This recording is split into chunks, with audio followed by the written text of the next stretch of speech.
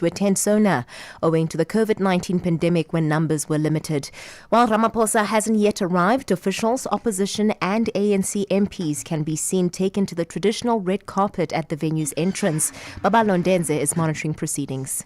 President Cyril Ramaphosa will be arriving any moment from now, but opposition MPs like the EFF's Mbuyiseni Ndlozi and the party's Marshal Dlamini have already arrived, donning their trademark red overalls. They're not the only ones to enter the venue, with the president's close aide and minister in the presidency, Mondli Gungubele, also making his way.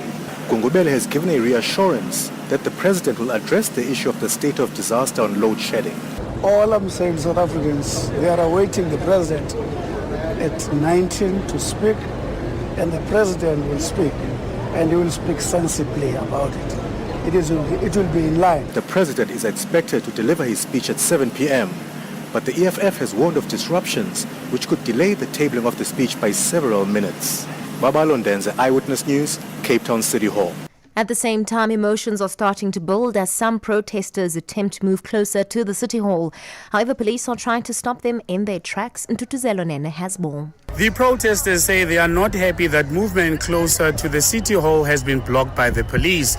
They are part of a group that has been picketing in the Cape Town CBD since this morning to voice their frustration over the countless challenges facing the country, with load shedding being the main issue. Meanwhile, another group of protesters, including Unite Behind, is gearing up for its own rally under the banner of the Electricity Action Campaign. Unite Behind's Zaki Ahmad says their call is simple: solve Eskom and give people their power back. He says the country's rolling power cuts are a heavy burden, especially on the poor. Ntutuzelo Nene, Eyewitness News. And more than 19,000 people have died in Turkey and Syria following this week's earthquakes. Turkish President Recep Tayyip Erdogan has given an updated death toll this afternoon.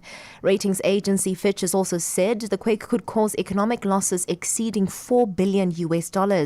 Rescuers are now on day 4 of combing the rubble in search for survivors. A cloudy Friday in store for Gauteng tomorrow, both Joburg and Vereeniging dropping to an overnight low of 17 degrees, peaking at 22. Pretoria 18 and 24. Lerato Hufela, Eyewitness News. Eyewitness News on 947. For more, click ewn.co.za.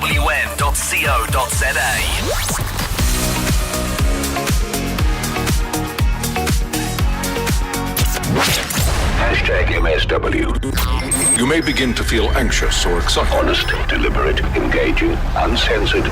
High dosage administration can cause adverse reactions. And most importantly, independent in mind. This is a normal response. Are you ready? A record that has stood for nearly 40 years. Many people thought would never be broken. I just want to say I thank you so much, because I wouldn't be me without y'all. All y'all help. Abdul Jabbar initially broke the scoring record in April 1984, 8 months before LeBron James was born. 1984. Robert Marawa, live on 947. This might not be the chairman of Orlando Pirates, but here's somebody who is looking into your contract. Vuma FM, Rise FM, and Sowetan Live. The contract gave Falela this season. Gave Falela. I won't let this be. #MSW. Honest, deliberate, engaging, uncensored, and most importantly, independent in mind and execution.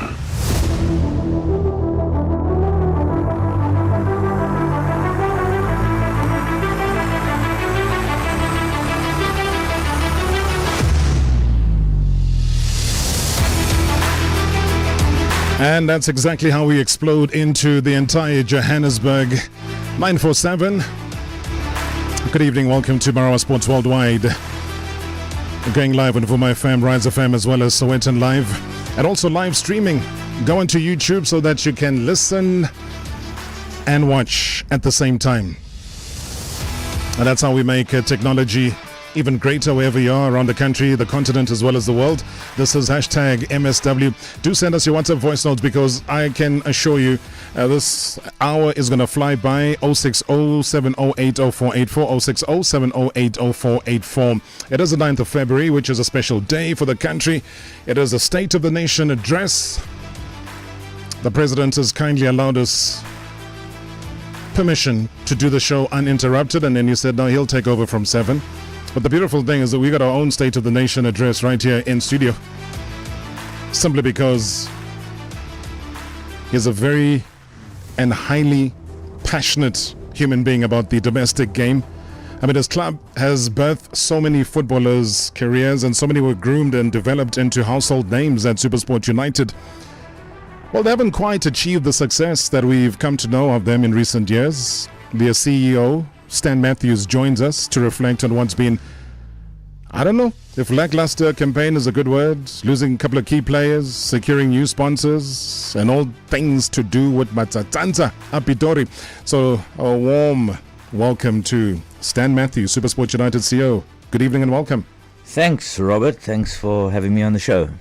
How are you feeling?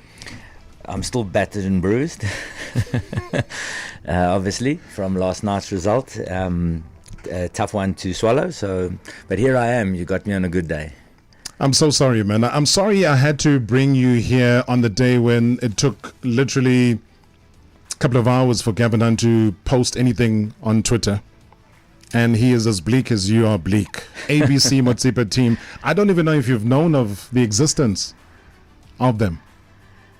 Well, obviously we saw them beat Highlands Park and, in the preparation for the game. So we knew a little bit about them. Now that we've played them, we know a little bit more. Yeah. And hats off to them. They came away from home to a team that's coming second in the PSL. They showed tremendous spirit and fight, and they brought a little band of supporters. They came in their 2 quantum buckies, and they showed that they wanted the game more than my boys who came in a luxury 60-seater bus. So, as much as it's disappointing, it's definitely the worst result in the history of the football club. Our lowest moment to lose to a team in the 3rd tier is not something that anybody in the club is proud about. We're all pretty upset and in a small way embarrassed. But again, I don't want to take away what they brought to the party. They brought an element of surprise to us. We underestimated them. We took a calculated gamble of fielding a weaker team and giving some of the fringe players a chance to show what they can do. And we miscalculated, and we gambled and we lost. So, we have to take that on the chin. We're not the first team to lose in the Nedbank Cup in David Goliath fashion. And over the years, I can recall Vaal University of Technology knocking out Golden Arrows. I can recall Acorn Bush knocking out Cape Town City, Baraka knocking out Chiefs, which was a springboard for them to become a bigger football club some 10, 11 years ago. And I remember FET Maluti College putting 4 past Orlando Pirates in the Nedbank Cup. So as much as it's a gutting performance, it's an unacceptable level of performance by any level of our players. No matter what team we put out yesterday, we put out a team that collectively earn nearly 15 million rand a year that we put out. And I can assure you that Dondol do not earn anywhere close to that. So our players also have to look in the mirror, stand up and take some responsibility, because I should have been able to pick any 16 players from our squad out of a hat and thrown them onto the field, and they should have done better than they did. So, everybody in the club's gutted from at every level, from the academy up to the first team. It's not a result we're proud of, but it's also not a result that we're going to dwell on and use. You used the word lackluster before. For us in the football club, the season's been anything but that. It's been a real breath of fresh air and a real breath of excitement, having Gavin back in the house, being in the top 2, top 3, top 4, something that we haven't been in that kind of race with 11 games to go since 2013. So for us, we're really delighted with the season. The fact that we had a banana peel last night was primarily due to us actually prioritizing wanting to kick on in these last 11 games and preserve our squad. We've got a lot of injuries. We've got a thin squad. I mean, right now, Slatswayo's out with concussion. TT's been out with a hamstring strain. Luke Fleurs is out for the rest of the season with cruciate knee ligaments. Will only start training again in the middle of May. Keegan Johannes has had a niggly ankle. We've got a Royal AM game coming up next week. So, that's 4 of our frontline defenders that were suddenly taken out of the picture. When you add the 5 players that we've got on 3 yellow cards, we needed to make decisions that were talking to the big goals of the club, and the big goal of the club is to qualify for Africa again. So we should have been doing both. Yeah. So I'm not making any excuses. But when you say that it's the biggest defeat in the club's history. Yeah, for sure. We've never lost to a third-tier team in the history of our club before. That's a major statement. Yeah. Do you then... Are there repercussions to that, or like you say, it's happened before? Last year we lost to TTM in the Cup. It cost Caetano his job. So there's always ramifications when there's a disappointing performance. Of the team that played last night, there are 5 or 6 players whose contracts are ending in June.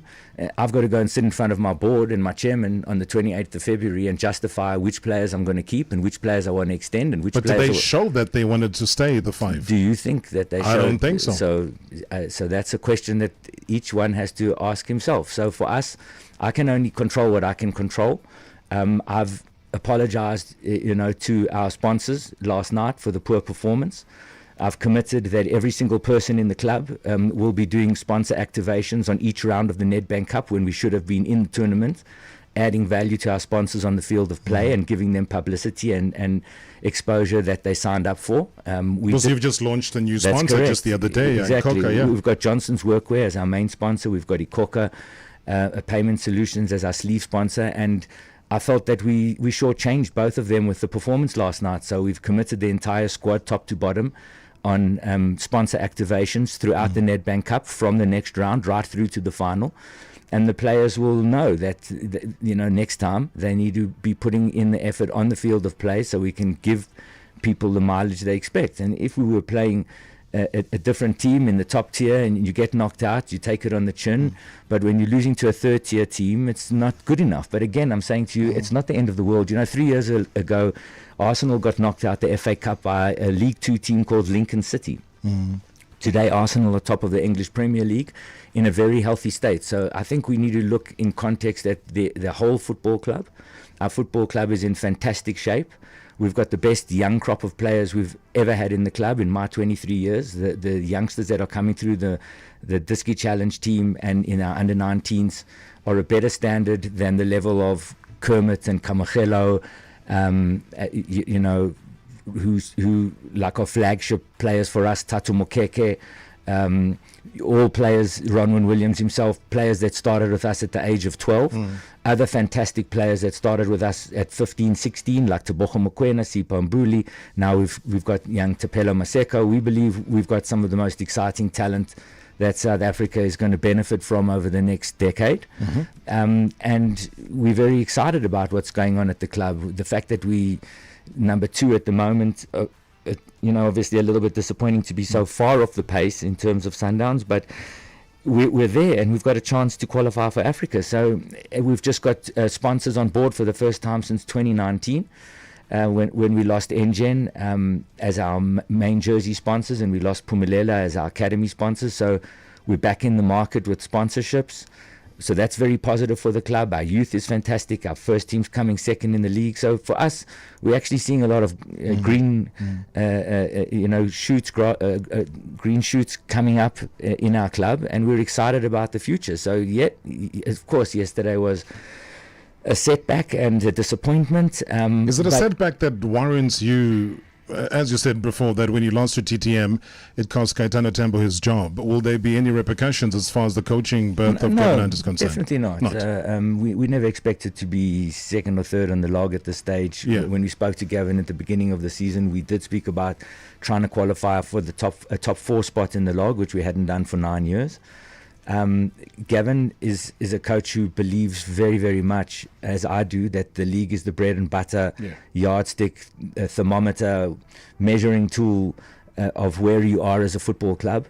And when we discussed his strategy for last night's game, I'll be honest with you, I supported it because I said to him, Gav, what do you want to do? He said, I want to make sure we've got our strongest team for the run-in, and we've got 11 games to go. We've got people on half niggles. We've got people on 3 yellows. If the fringe players can't come in and handle an ABC Motsepe team, better we should find it out now in the heat of the battle than think we've got extra depth that we don't really have. So, but what does it say to you after yesterday? What does it say to you, Stan? Because I know you're very big on the academy. You're very big on trying to bring up the players from the academy to the senior team. Does it say that you've got enough depth? Does it say that maybe you need a shake-up? Does it say you needed to be a bit more aggressive as far as the transfer window is concerned? No, I think we brought 3 players in this transfer window, which was good for us. We're not going to be a team that's going to do much more than that. Even in July, we're going to look maybe 3-4 players in. We're not looking for wholesale changes within the football club. That's not what we're after at all. But what it does say to me is that the fringe players either took it too lightly or, didn't show enough desire to stay at the club. So they've got 11 more games to change that. The new players that have come in also have to show that they've been brought in for a purpose, not to come and participate and, just cruise along in the football club. We're not going to tolerate that. So, for us, the new players need to deliver. The guys who want to stay in the club need to show that they really want to stay in the club.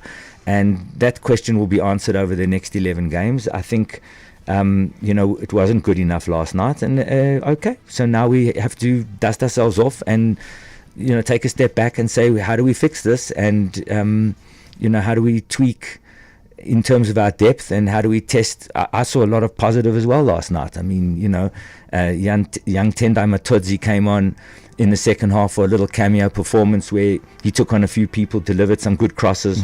As a 19-year-old, I was proud of him. And Neo Rapu last night, he's just turned 18, he's making his second start in the PSL. He's going to learn and grow and be a fantastic asset for South African football. Tapelo Maseka will definitely be an absolute star for Bafana for 10 years. He's a cracking player with brilliant technique, wonderful pace, an excellent finisher, already, attracting interest from far and wide, including abroad. So, for us, we're sitting on some good stuff. Now we have to analyze and give some targets to the players that played last night. And if they don't hit those targets, they won't be at SuperSport next year. And you do it immediately, because clearly there is no time. You talked about the gap. So if you're sitting in Mamelodi Sundowns, you're sitting on 55 points, you SuperSport United, you got 32.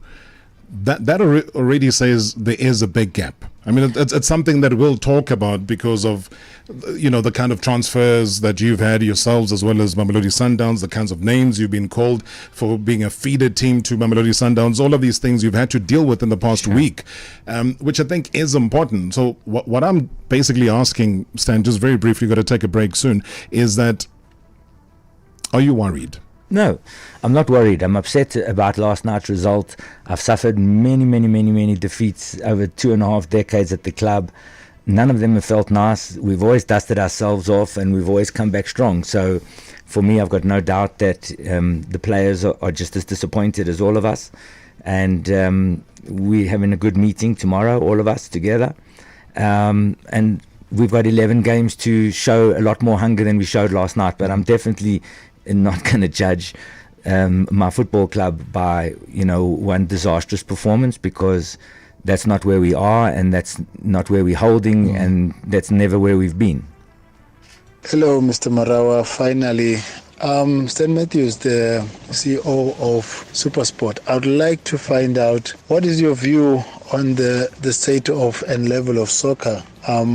Is it enjoyable just for you to watch? And the prospects of your team this year?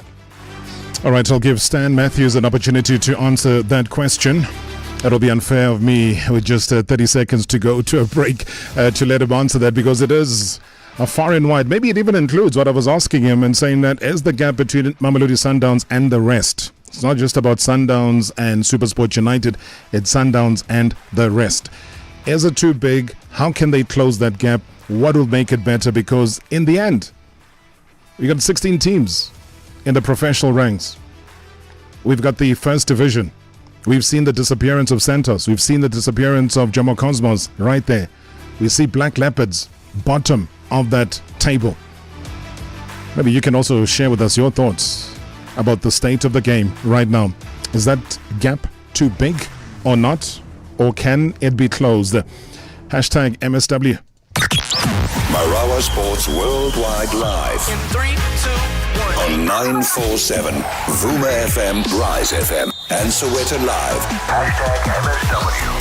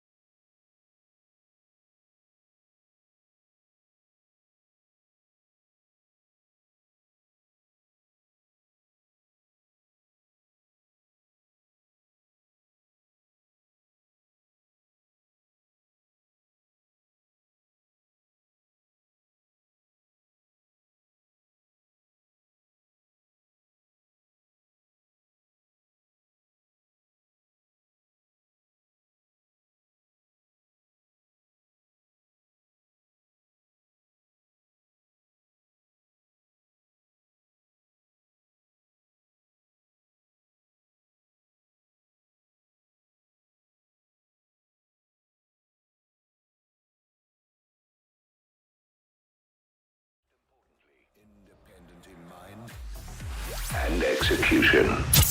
Previously on Marawa Sports Worldwide. Tabang Manare is my guest. Would have posted that you're coming onto your show, on this show, and Kevin Hunt. Kevin Hunt sent me a text. He was like, hey, lots of fights and lots of makeups. Yeah, definitely. Tough love, that's what I got from him. And I was at Wits for 4 seasons, I think, under Gavin. He never told me once. He would always come to me with the smallest mistakes that I did on the field. Never praised you? Never. I was training every week to try and show him what I'm capable of doing. And by that, I ended up becoming a more better player than I was. Sure. As time went, I got to realize, I'm like, this is actually what he wants. He always wants his players to never stop, never lose their hunger. #MSW. #MSW.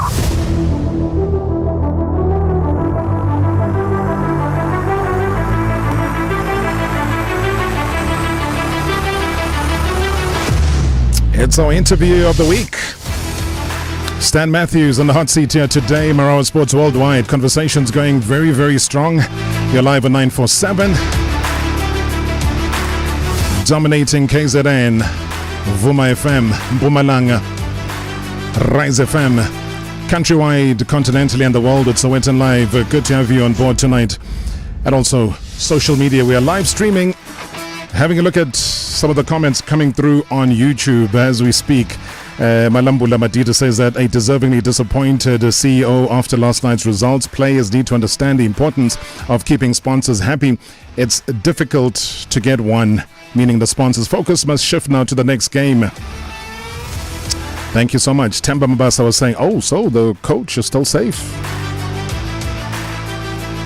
Malambula says, Brastan, any plans of adding women's side in the near future? Be it adopting one, starting one, or buying one. Maybe let me start there. Send us any question, multiple media platforms and streams. We have you. We've got you covered. Women's team? Yeah, Rob, that's one of our objectives. Before July 2023, we'll be launching our women's partnership. We're looking at a couple of good options with some Hollywood Bets teams at the moment. I've got to make some recommendations to my board at the end of this month for a short list of probably 3 clubs that will engage formally, and then we'll make our selection. But for sure, we will have Matsatsansa maidens coming on board during 2023. I love that. The fact that you are committing, Stan, and I always hold you accountable. Yeah, I hold myself accountable, and my board hold me accountable. So this is an objective of the football club. It's something that we feel passionately about. We've shown what we can do in youth football. I think we head and shoulders the most outstanding youth academy in the country over 2 decades. I don't think anybody can contest that. We've got over 80 players playing in the PSL structures right now that came from our academy. And we know what we're doing in that space. So we are actually looking really forward to adding value into the women's space, in replicating some of the aspirational young talent that the country has to offer in an organized, structured and professional way, in a stable environment. We pride ourselves at our club of our professionalism and our stability. Our 22 consecutive top 8s talk to a club that's had 7 different coaches but consistently produced performances. And like you say, you're not used to success from us lately, but we've still won 6 trophies in the last 9 years, and only Sundowns have a better record than us over those 9 years. So from our perspective, we're boxing as smart as we can as a football club. And but embracing the women's side of the game is an area of lacking in the club. It's an area we've neglected, and if anything, maybe we're a year behind where we should be in terms of being more proactive around getting a women's team. But as I said to you now, it's something that's been mandated by my board, presented to my board, approved by my board. Just the finer details now of which club we're going to partner with. For the right fit and for the right kind of arrangement that can be made between us. But we will be supporting the women's game, and I can promise you we'll be adding a lot of value to the women's game. Through our soccer schools, we've got dozens and dozens of young girls that are already playing football in our structures. We've got one of the most amazingly talented young 12-year-old girls. Even as a boy, she would on her own commands a place in our under-13 academy team, and a girl who I've got absolutely no doubt will go on to play European football. So for us, that's really exciting at a club which values technical proficiency and the promotion of youth talent. We can't wait to really have a beautiful women's program. I love that. Let me take some of our callers. They are coming through 011 88 38947 011 88 38947. Cooper's on the line, talking about selling key players. Good evening, Cooper. Okay, good evening, Mr. Marawa. Yeah, Stan is here. Go ahead. Yeah, how are you, Mustang? I'm okay, and you, Cooper? Let's hear what you have to ask me before I tell you. Mr. Stan, I'm so shocked about the yesterday result, but it's part of the game, Exactly. We were all shocked. We learn for our mistakes, and then we continue. Okay, let me be in short. Brother, I want to know, are we still going to sell the key players that we have it right now? Because now we can see Maseko is coming right now. So I want to know, are we going to sell our key players season by season? I'm so worried about that, because I really want to go back our cultures of winning the Silvers. Thank you, Cooper. Nice one, Cooper. Thank you so much. Thanks for that question, Cooper. We all want to retain our best players. I think all of us as football clubs want to retain our best players. The way that the football transfer market works, basically when you contract a player for a period of time, 2 years, 3 years, 4 years, 5 years, whatever it is, at the end of that period of time, the player has the legal right to leave your club without any transfer fee payable. So the game is loaded in the favor of players. Unfortunately, what that means for us as football clubs is that there comes a time where you need to sell or lose a player for free. Yeah. So a lot of my sales that, people say, oh, well, you're a Sundowns feeder club and your last 6 sales have gone to Sundowns. But if we take a step back and look at the business of football, then I lost my sponsor in 2019, which was a big chunk of money off the front of my shirt. I lost my academy sponsor, which was a big chunk of money into the club. And between those two amounts of monies, I needed to still honor all my contracts of my staff and my players in the club. And the only way that I could balance the books, because when you sign players for 3 years, you committed for 3 years. Those expenses are line items for you that you can't wish away. So for me, to preserve everybody's contracts and jobs and status at the club through a very difficult time of COVID and financial stress within the global football industry, not just South Africa, I had no choice but to balance the books by selling players. And obviously I try to sell players whose contracts didn't have too much longer to run on them, because I knew that in a year's time I would lose those players. And Cooper, if I had the knowledge and the benefit of hindsight, I would have sold Ditlokwe a year ago if I knew he was going to leave me on a free, because it doesn't make business sense for a club like me to go to Botswana, pay a transfer fee for a player, have him in my system and then lose him and not be able to replace him because I don't get a transfer fee. So because he signed a pre-contract, and I'm going to get to Ditlokwe. Yeah. I think that's an important one, Stan. Just park that for a second. I'm going to go all the way to Australia. I think it's our first caller coming through from Australia, Busiso. I don't even know what time it is in Australia right now. Good evening. Hi, Rob. How are you? I'm very, very well. I'm good. What's the time there? It's 3 a.m. So Busiso's having a party. G'day, mate. No, don't worry. You want to talk about the DDC team or MDC? Yes, I just wanted to ask the CEO that does having MDC help the club in any way? Like the structure of the MDC as it is it contributing anything to the club? Well, for me, first of all, it used to be the MDC because it was the Multi-Choice Disky Challenge, but now it's actually called the DDC, which is the DSTV Disky Challenge,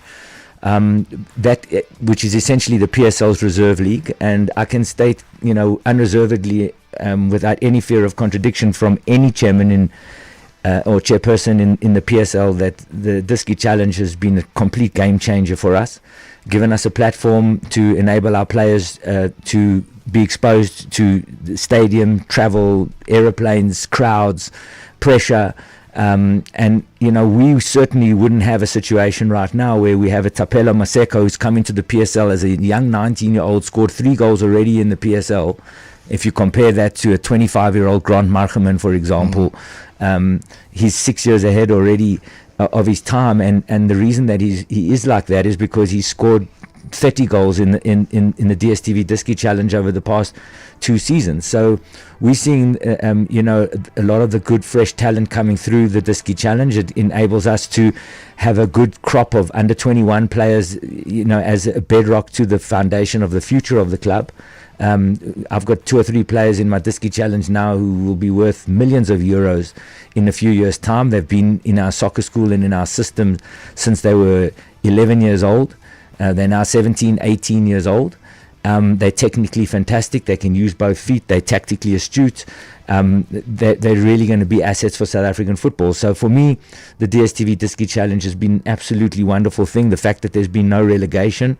I finished bottom of the log in the Disky Challenge twice because our purpose in the Disky Challenge is to produce players who will either play for my first team or for other teams inside the PSL. So we use that development angle, I think, better than other clubs. Most of the other clubs we play against of fielding a lot of under 21s and 3 over 23s at all times, where the average age in my Diski Challenge team is 18 years and 3 months. So for me, I've got a really good young crop of players that can stick together, and the tournament has been an absolute breath of fresh air for South African football. And I'm hoping, we're going to see the results of that in our national under-17s, our national under-20s, and our national under-23 team moving forward. I need an honest answer from you. And it has to do with selling. You, as Stan Matthews, you sit here and we talk about the buying and the selling. Do you sell players to survive? I sell players for 2 reasons. The one I've given you now was to balance the books, right? Because I had to keep everyone. Well, I've got 117 people in my football club, Rob. Yeah. I can't take a view on one person out of 117. I've got to worry about the health and stability, financial sustainability of the whole club. And you mentioned earlier names like Santos and Jomo Cosmos, Bloemfontein Celtic, Bidvest Wits, Free State Stars. These are losses to South African football. And for us, I've wanted to make sure that SuperSport United is stable, a team that doesn't have to be categorized amongst the teams that we've just mentioned now. So the financial sustainability of the club is very important. So we don't sell players to pocket the money, buy cars, and have parties. SuperSport only reinvests every single penny on any player transfer that we've ever had. Every cent is reinvested back into the club, either in replacement players or either in making the environment better for the players that we have. And for me, that's very important. We look after our players really, really well. Players don't want to leave SuperSport United. It's really hard for me to actually sometimes encourage a player, listen, this is a good move for you, you need to go. They would rather take their chances to stay with me because we look after our players exceptionally well. But that's the irony, though, Stan, is that a lot of people look at SuperSport United as almost a rich club, a club where you can put not only bread on the table, pay good salaries, but you also put your players on medical aid. You do things that over and above everything else not too many clubs do for the individual players. And when we see then this sale back and forth, I think since the start of the Premier Soccer League, I was reading the other day on Diski Times, and they were talking about SuperSport United having sold 17 players between that period and now, just to one team, which is Mamelodi Sundowns. And you look at where Sundowns are right now. You look at Sipombule the other day, and I'm sure you'd have seen him. He was there, he was playing well, holding Man of the Match award. What does that say to you, especially when you find a player like that who was seen to be wayward, troublesome, having no discipline, but there he is playing for Sundowns, holding a Man of the Match, having played a game of his life? I think Sipo is a special case. We shouldn't talk about individuals, but Sipo is an unbelievably talented footballer. I've been on record 100 times saying that Sipo Mpuli is one of the most talented players we've ever had in the football club.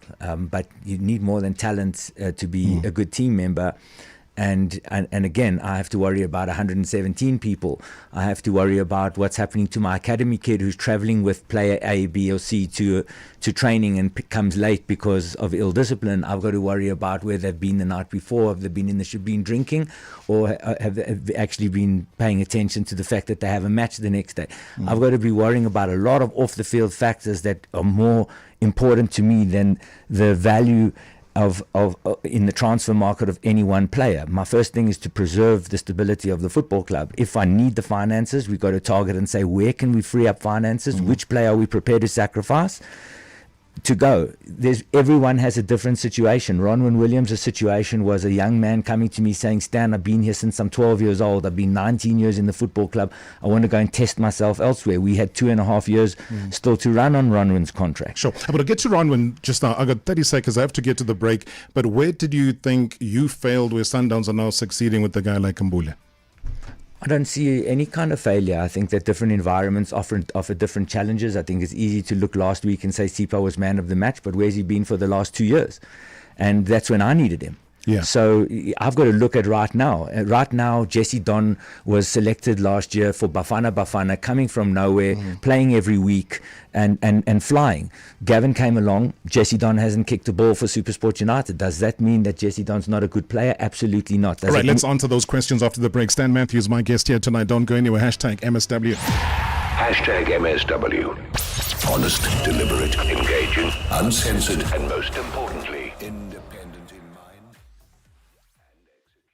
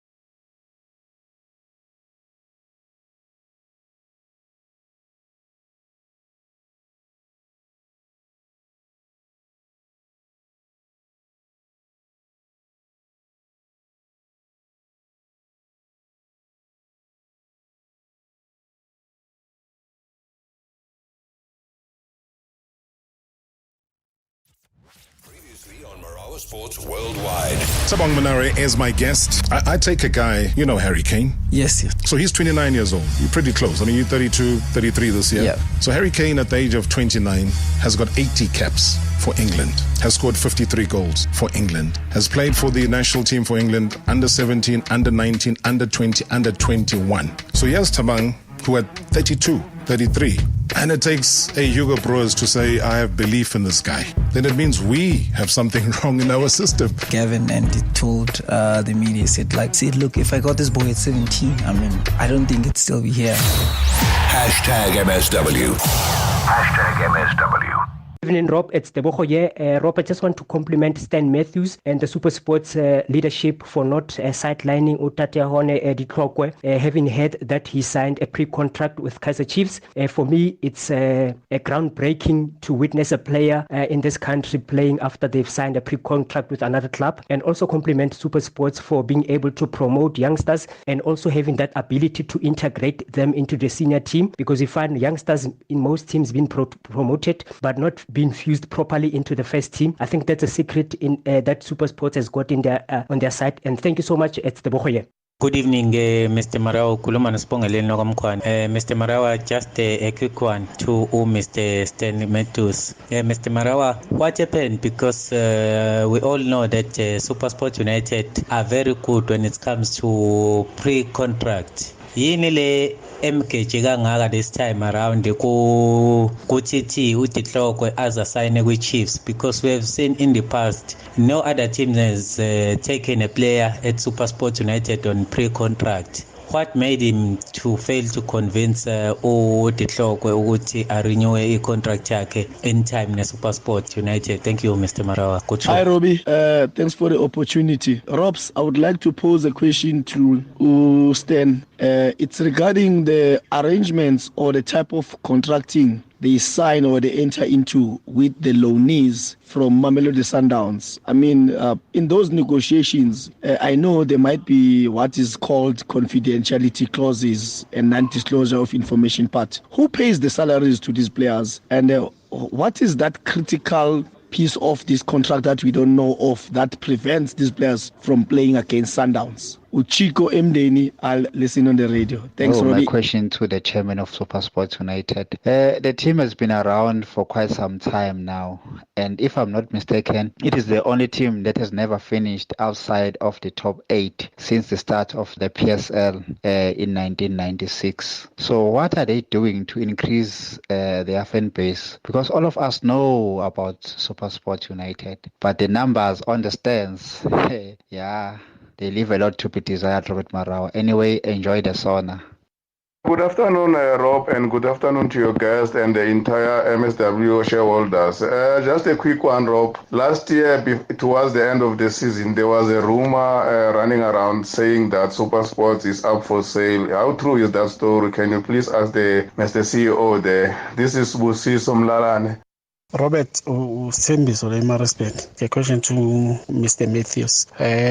Between the 3 teams that we have in PSR, Pirate, Chiefs, and Sundowns, which one in those 3 that you have a good working relationship with? If you had to sell a player, it will be easy for you to just sell it to them. And then the ones that you don't have a good working relationship with, why?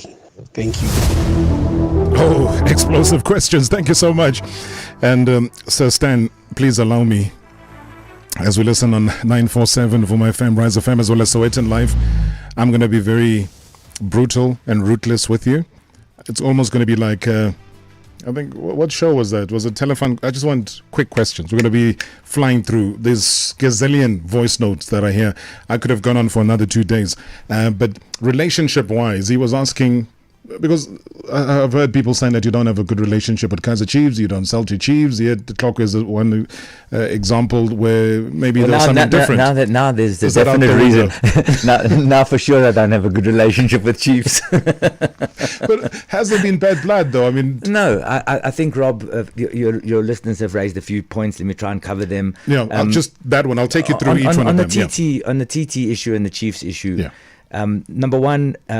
He's the first player we've lost on a free in my 23 years at the club. Obviously a bitter disappointment.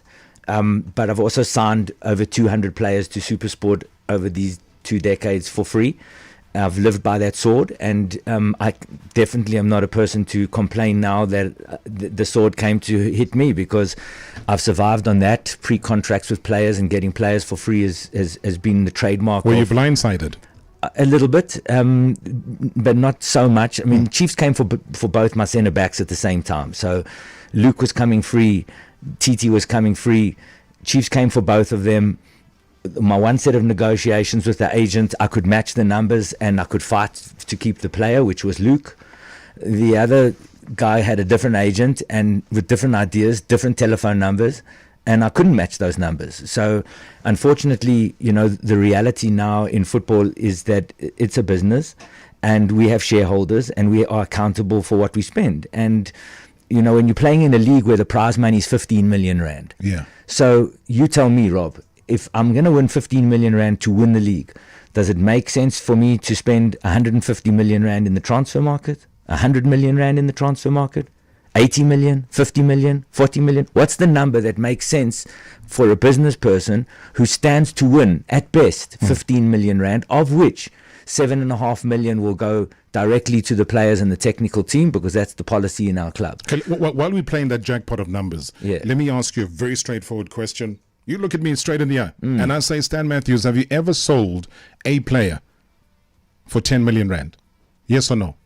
I've sold many players for much more than that. Yeah, I'm going to increase. Have you sold for 20 million rand?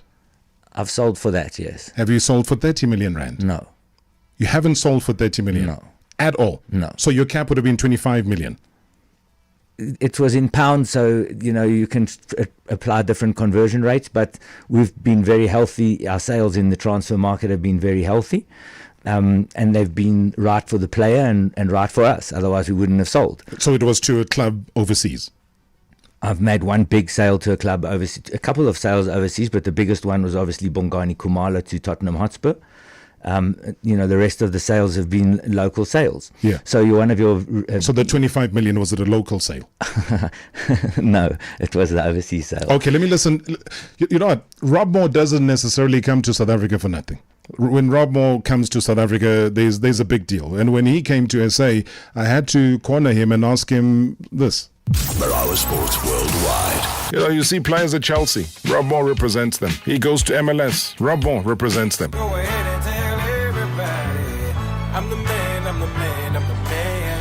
Where does this rank in terms of a player moving from a local team going to another local team for that amount? Biggest transfer I've ever done in the PSL. Even in that, I would put Pina returning to South Africa.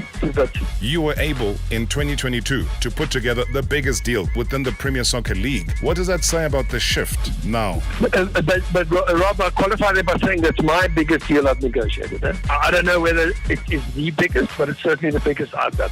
It all depends what clubs are involved in a deal. Ronnie was appropriately paid.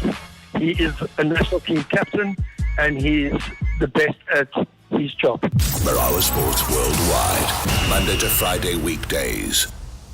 Is that accurate? I mean, he says it's his biggest deal that he's made on the local front. Yeah, I don't want to comment much about any specific individual deal. The transfer market in the South African environment is restricted because there's only really one club that can pay massive transfer fees. So you can't get clever in the South African market. If you're not selling to Sundowns or Chiefs or Pirates, you basically just trading players out and in. There's not much money floating around in the transfer market. For us to go down to National First Division or ABC Motsepe, pay a few 100,000 rand for a player, we can do that. But once you start in the PSL asking, I want to buy this player, and the number comes back 4 million, 5 million, 8 million, 10 million. So for us as a business, that doesn't make sense. Now, for another club as a business, it might make unbelievable sense. It might be cheap at the price, but I've got to look at my football club. You asked earlier about this player and that player. Yeah. How can he go to there and be man of the match? But I've got to focus on my environment and say, how did Sipho Mbuli become man of the match at Sundowns at the age of 24? Because for 8 years, he had unbelievable development in my football club, as did Tebogo Mokoena, as did Ronwin Williams. And so every player that comes into my environment, whether it's Grant Kakana, whether it's Ndlovu from Pirates, whether it's Margaman from Sundowns, my job is to give them the best environment for them to thrive. And that's why when players come to SuperSport, you see the best of them. It's very, very rare. I can count on one hand players that have left SuperSport United and gone on to much bigger, better, greater things. I'll go to Louis. Sorry to come in. As I said, I have to be very, very quick and brief because there's a lot still in a few minutes left. Louis in the vault, wanting to compliment Stan. Good evening. Welcome to the show. I'm okay, man. Thanks so much, man. It's my first time to be on the show. Thanks very much. Thanks for your patience. Yeah, there is something that I needed to understand. Firstly, before I forget, I wanted to know whether Kudam Mahashi's departure was disciplinary related or it was due to some child abuse case that was going on. No, it was absolutely not, and I believe that case has been resolved and he's been absolved of any responsibility of that. But at the time, Kuda's contract was coming to an end. He was a player that came to us from a bigger club than we were, and we took over his wage bill at the time, which had become pretty high for a player who wasn't, starting regularly in every game. So we told him probably 6 months before, we're not going to be renewing your contract. If you can find a pre-contract or another club that will give you a longer term contract, then you need to do that. So he was already aware of that before the whole case came. When the case came, it was just a matter of sitting down with him and saying, you need to go and take care of your life now, my friend. Sure. You're facing some serious charges and you've got to go clear your name. Forget about football. You stay on the payroll, which he stayed on payroll with us for 5 months until the end of his contract. You stay on the payroll and go sort your life out, which he did. And he's a good young man, Kuda, and I'm glad that disaster was behind him. It was tremendously painful for him and everybody at the football club. All right, talk about payroll. Who pays the loanees? When you do a club to club, in the majority of cases, you have to take over the player's salary, the club that's taking him. So we pay the player's salary when they come to our club. Sometimes we can't afford all of the salary. Yeah. So we'll say, okay, can you help us? Can you pay the sign-on fee? We'll pay the salary. Can you pay half the salary? It depends on each situation is different. And depending on where the player's coming from, which club he's coming from, and what their demands are. So Garcibanyoni, Machaman, Sundowns, don't pay them, you pay them. That's correct. Okay. We pay them what we can afford to pay them, and if Sundowns give them extra money on top of that, that's not our business. But like in England, when a player of yours is contracted to a parent club and loaned out to another club, if you look in the UK, those players are not allowed to play against their parent club, and Sundowns have adopted that clause in the majority of the contracts that they sign. And I've got to make a decision. Do I take the player knowing that for 2 games, like let's say Goss, I'm losing Ronwin. I need a valuable goalkeeper out there. Sure. The goalkeeper market's dry. What do I do? So I take Goss on a 2-season loan, knowing that for 2 games this year and 2 games next year, he's not going to be able to play against Sundowns. But I'm banking on the other 28 games for him to add value. So yes, it's not ideal for me. And for sure, it gives Sundowns a competitive advantage because they're playing against me with 3 of my regulars not playing. Whereas when I'm playing against Chiefs and Pirates and everybody else, I'm playing with my full-strength team. Okay, so let me cut in again. There was a rumor that SuperSport United were up for sale. Was that ever a possibility? Not in my world. I take my brief from my chairman and my board, and my chairman and my board have denied that that's the case. My chairman went live on television to say that that's not the case. Obviously, there was a lot of speculation in the market at the time when these rumors first emerged, because clubs were being sold and clubs were being moved, and there were a lot of people hunting for clubs because they think somehow the PSL is a place where you're going to land and become rich, and that's not the case in football. The football market is very stressed. I think in the PSL right now, all the clubs are really grappling with finding the right funding model and being true to their funding model. And I think if you look up and down the league, teams are straining. And that's the reality that we're facing. Players are taking cuts when they move from one club to another club. So it's a big financial problem. Are you moving to Takane or Springs? Is that also happening in the rumor mill? I'm certainly interested in looking at an alternative because we have not gathered the support from Attridgeville. Takane or Springs? Takane. Yeah. 100%. As Stan Matthews, with everything else, there has to be continuity. There has to be a handover. And there has to be consistency. Does Stan Matthews see himself as the next chairman of the Premier Soccer League? No, those shoes are way too big for me to fill right now, Robbie. I'm very happy with the chairman we have at the Premier Soccer No, I'm saying in the future, not now. I mean, obviously... In the future, in any role that I can play in South African football, that's a positive role that brings my intellectual capital to bear, the experience that I've had at club level, the experience of the 16 years serving on the Premier League, my experience of serving on the SAFA Executive Committee, my experience in Africa working in 9 different territories and leagues for SuperSport. I'm very proud of the experience that I've been able to get at my club and what SuperSport have given me and my family and my life to be able to live my dream and go out into the football world and take best practice. My partnerships with Feyenoord Rotterdam, with Tottenham Hotspur, with the KNVB, with the Bundesliga, with the English Premier League.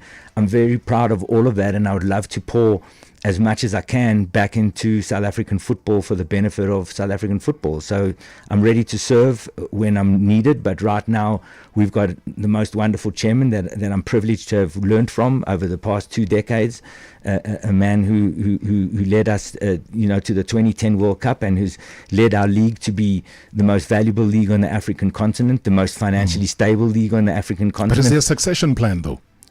Well, if you look at the subcommittees of the league right now, we've got a young innovation committee, which is made up of all the young future talent within the PSL, the future kids that are going to be running the clubs that their fathers and mothers are leaving behind.